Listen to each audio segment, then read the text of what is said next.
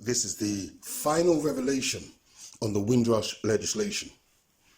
So, after the Minister for Colonial Affairs introduced the West Indies Bill, he said, "We would have preferred to wait, but we have pressure from Jamaica and have given a promise to Jamaica that the UK would do their best to get the legislation through the House of Lords by the end of March. Furthermore, we have agreed a date for Jamaica's independence." Another member of the House of Lords, Lord Silkin, and he was a legal expert, he asked this: "Can the Minister explain what are the powers of Parliament in connection with this order in Council? Will Parliament have the right to challenge any order in Council? Will the Council say if or when Parliament will see them?" He goes on, "I understand we are giving the government a blank cheque. We do not know at all what the government proposed to do. Will there in time be an opportunity to challenge any of these orders?"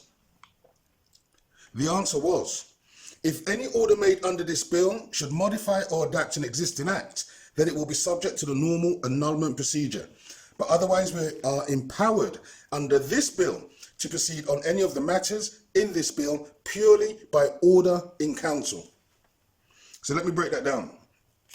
In answer to the question whether Parliament itself will even be able to see the order in Council or have any right to challenge it, the answer was no. The Minister confirmed that the West Indies Bill would not modify or change any existing act, meaning in particular the Commonwealth Immigrant Bill. But the House of Lords were empowered to proceed on the bill purely by order in Council. And orders in Council are orders issued under the supreme authority of the royal prerogative. Now, the West Indies Bill was introduced by an authority higher than the Houses of Parliament. And the Houses of Parliament were not entitled to see, scrutinise or challenge the order that was imposed upon them. Parliament was being told what was going to happen and when it was going to happen. They had absolutely no say whatsoever in this. Their input was irrelevant. Whatever observations they may have had were of no consequence. They would not be considered. And Parliament were told the Privy Council were not interested in what they think.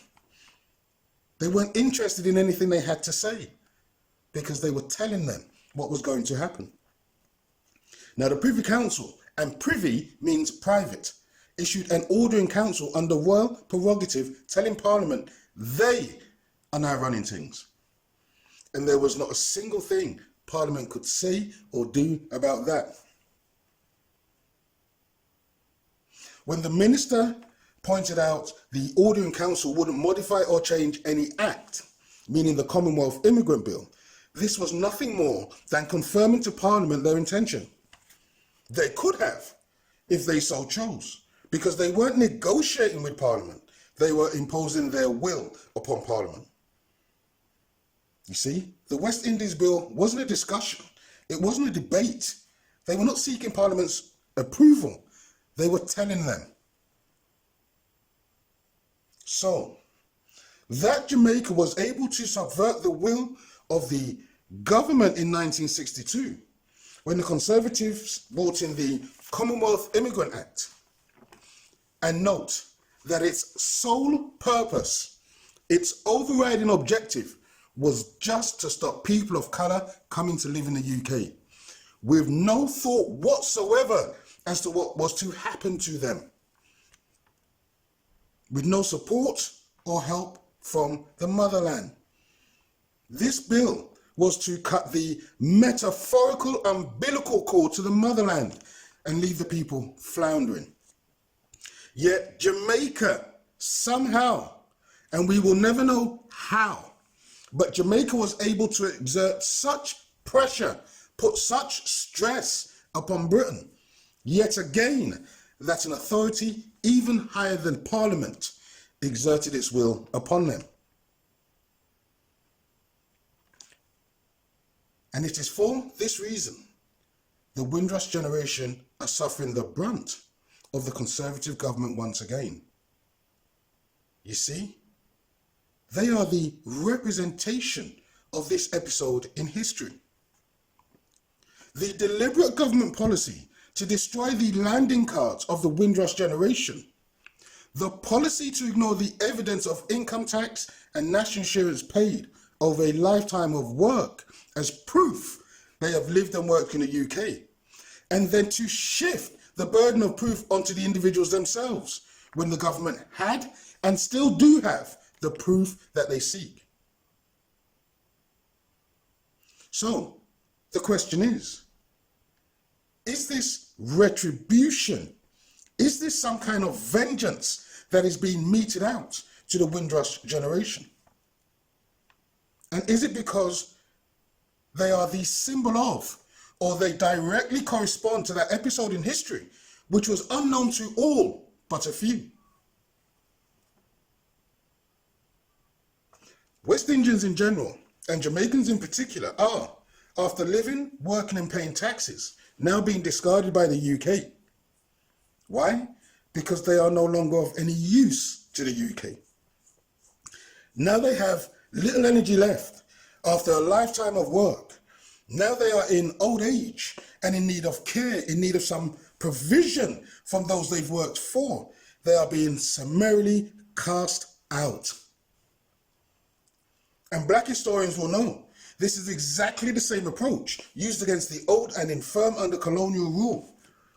When they were too old to work, when they were no longer productive, they were deemed to be of no further use. This is the harsh truth. In consideration of all the facts and all the evidence, the conclusion is this is a deliberate and systematic policy to exclude West Indians from the UK. The Conservative government passed a law in 1962 to keep the Windrush generation out of Britain. Jamaica exerted pressure upon the UK once again, which led to the introduction of the West Indies Bill, which was imposed upon the government. And the government waited 50 years, being the lifetime of working and paying taxes, before they introduced the hostile policy to remove West Indians from the UK. They systematically destroyed the landing cards of the Windrush generation when they entered the UK, and then they shifted the burden of proof onto the individual. And that burden of proof is so onerous, it's so difficult to prove, but it was intended people wouldn't be able to comply with the requirements so that they could deny the people benefits, medical care, make them homeless, and eventually deport them.